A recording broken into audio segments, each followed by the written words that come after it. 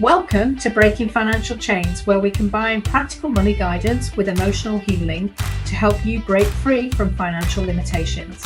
I'm Tanya Riverson, your financial wingwoman. Hi there, and welcome to another episode of Breaking Financial Chains, the podcast. I'm so happy that you're here. So today we're going to talk about family money meetings. Now, just take a second to check in with yourself. How does that make you feel when you hear that? Or even maybe repeat it back out loud. How does it make you feel? When I suggest this to people and clients, I get mixed response, I won't lie. And I have to also say, in full disclosure, it's not the thing that I'm 100% brilliant at home either. But it is something that I'm trying to consciously do more of this year. So I thought this would be a great topic to talk about. I'm so sorry. I feel like I'm not prepared. I'm clearing my throat. I'm wiping my nose. We will get there. Welcome to the podcast.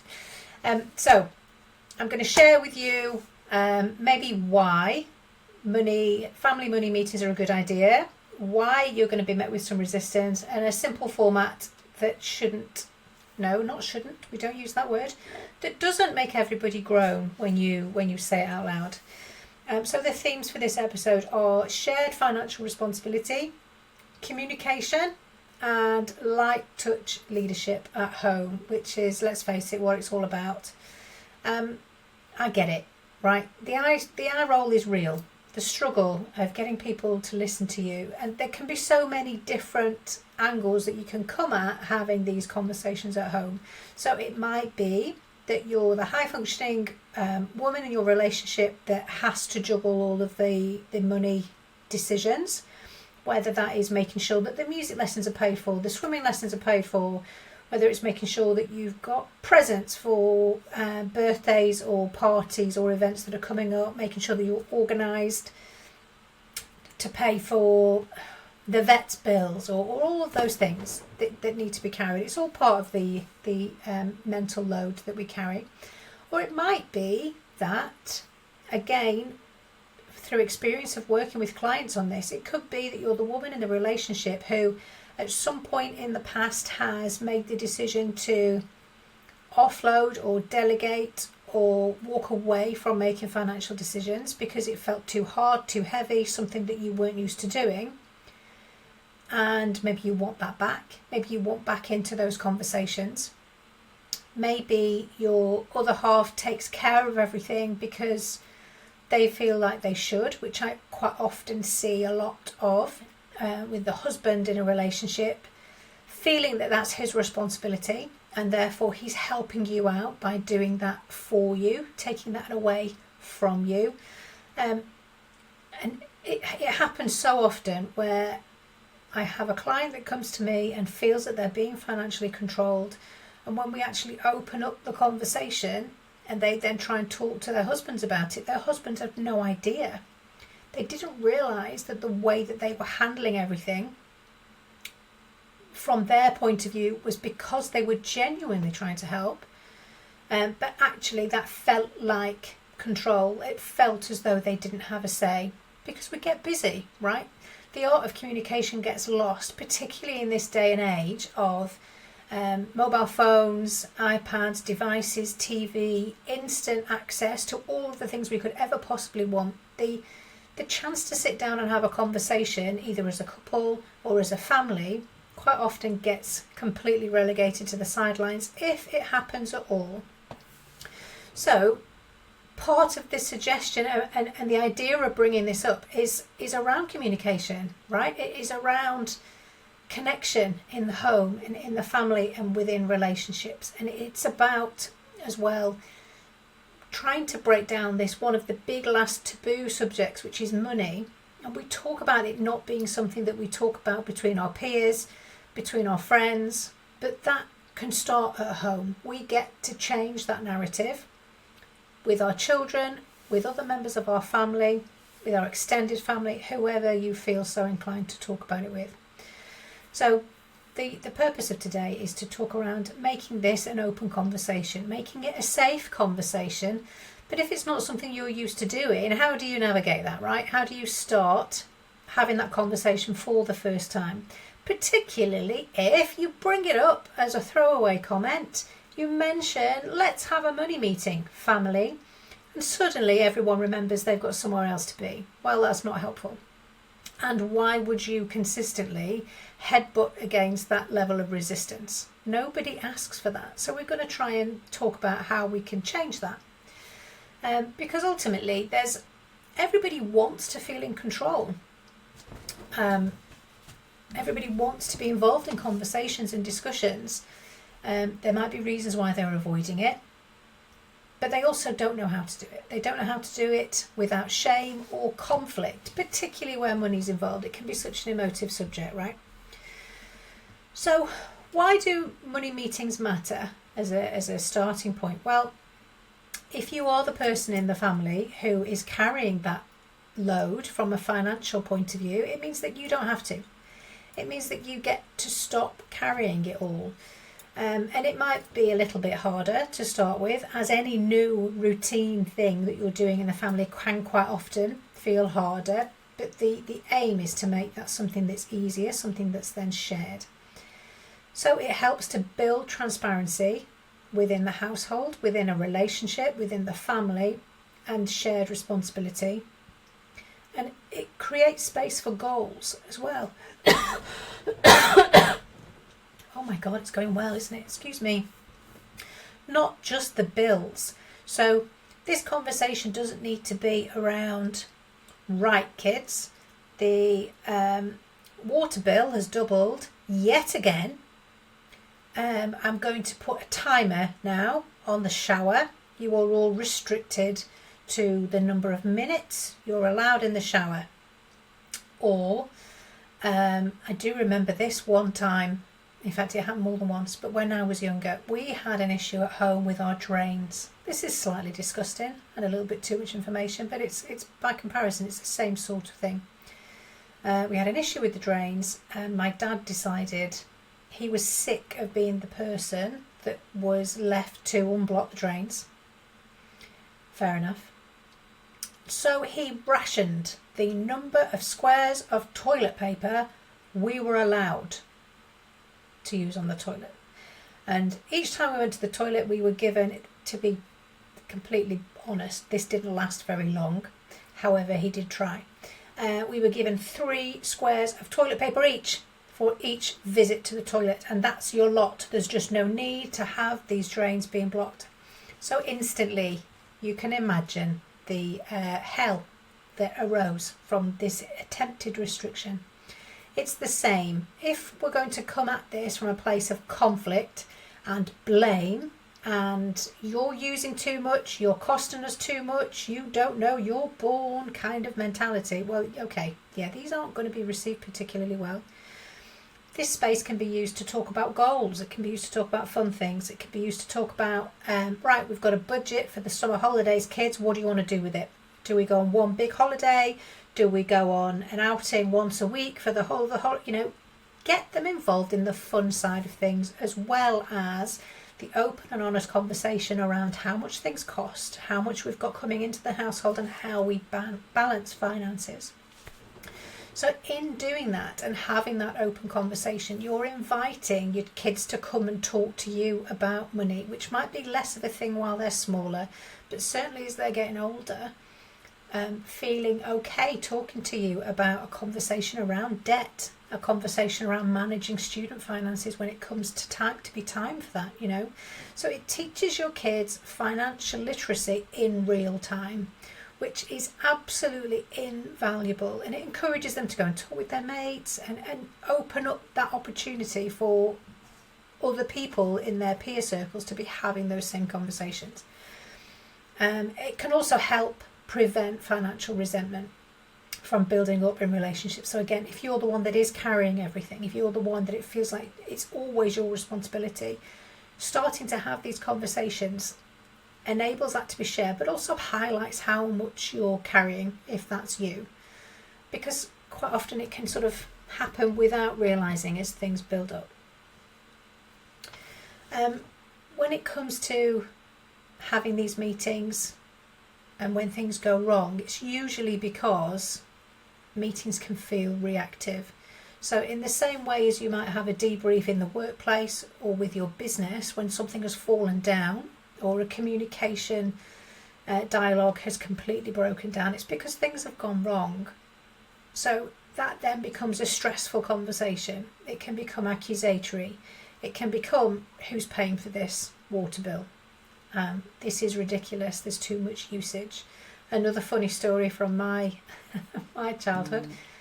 My brother discovered adult information lines, and my mum became aware of it when BT sent the bill. I think the lines were in Cuba.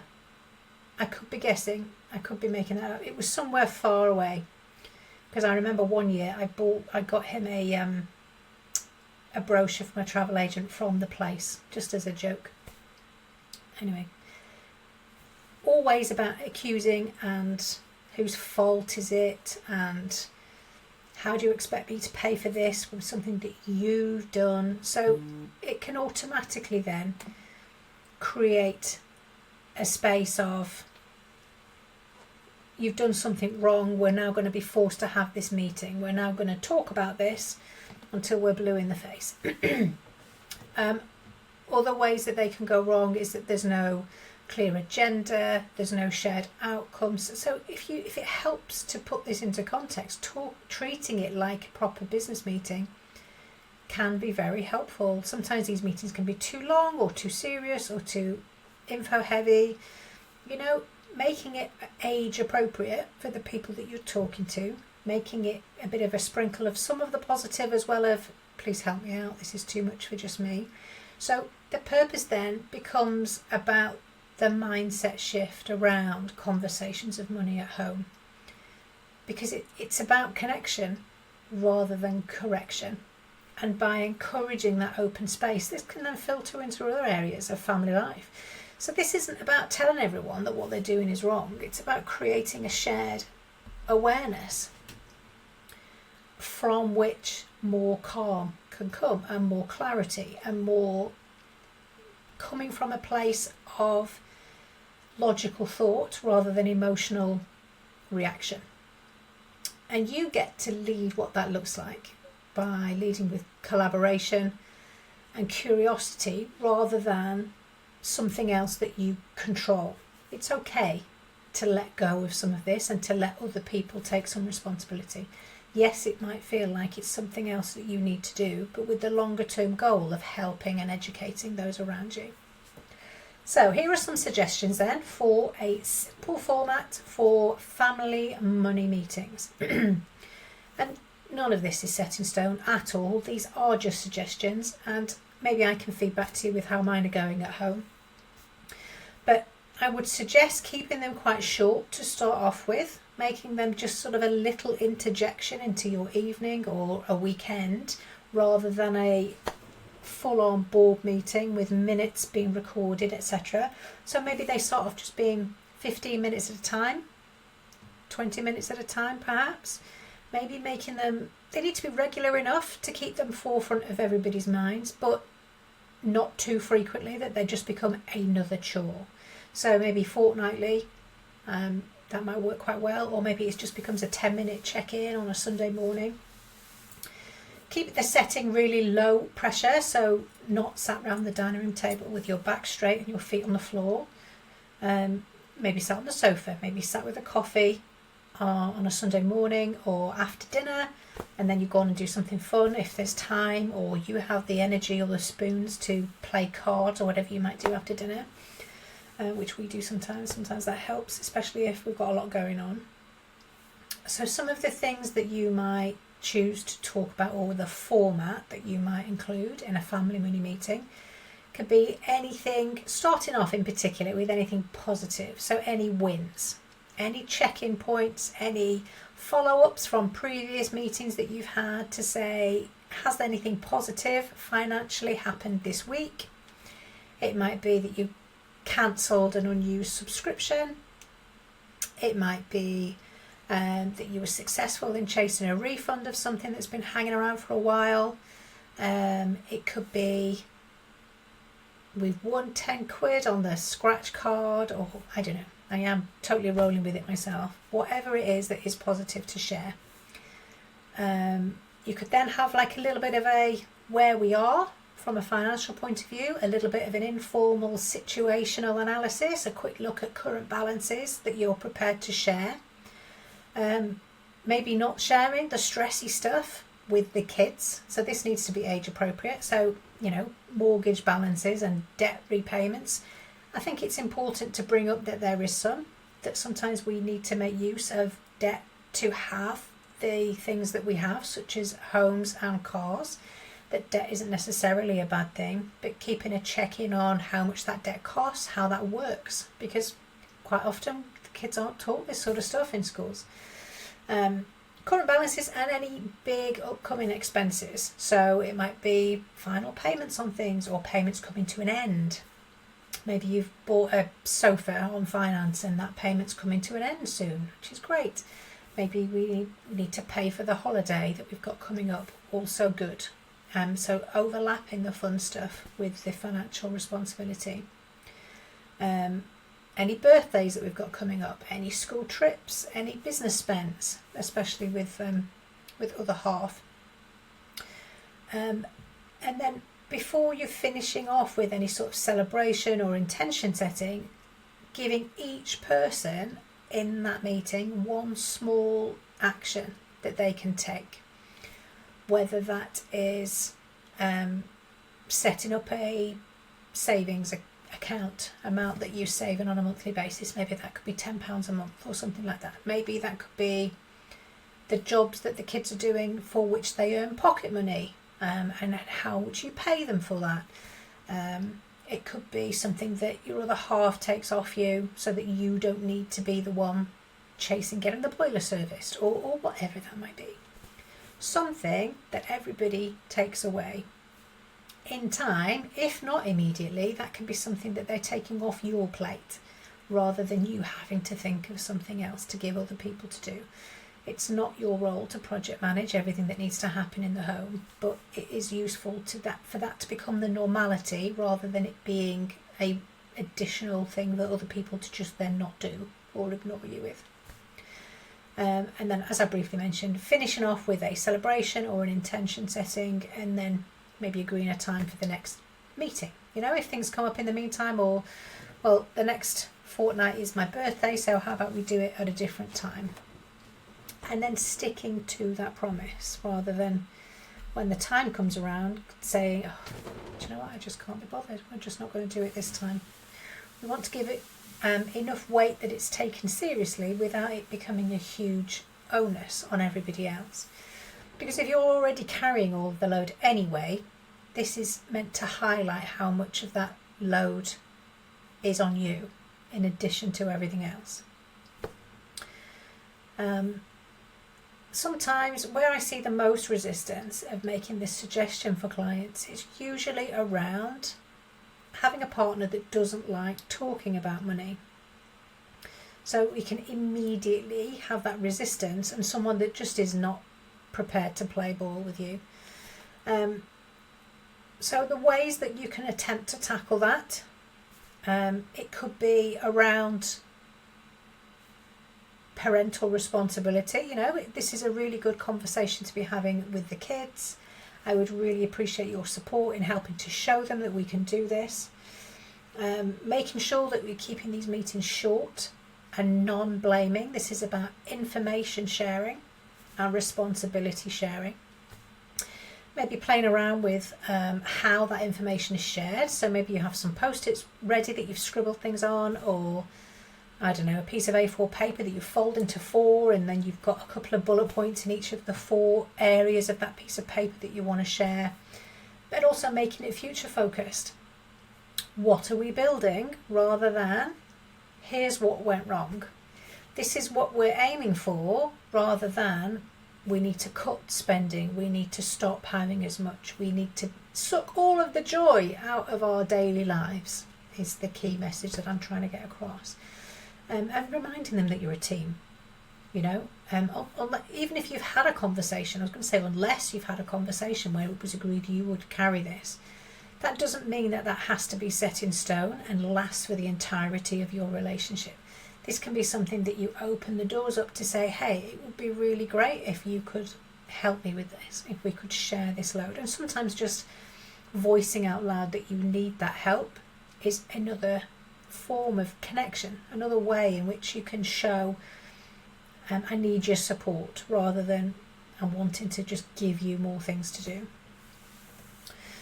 When it comes to involving the kids, again, making it age appropriate, there is a podcast episode where I talk about different ways to talk to kids at different ages, so go and have a listen to that. Keeping the language simple and positive, particularly for younger children. Involving them with family goals can be a really fun thing to do, and letting them do some sort of little creative project. Maybe they can make a poster and you buy stickers, and each time we save a certain amount of money, they get to put the stickers on the poster to show that they can see it growing.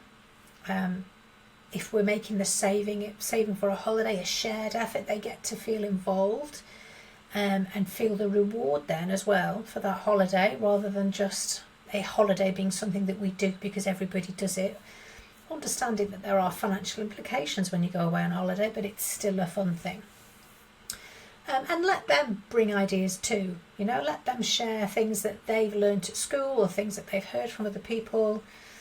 Maybe you could set them as one of the tasks or the challenges at the end of a meeting. You could set them to think about things that don't cost anything.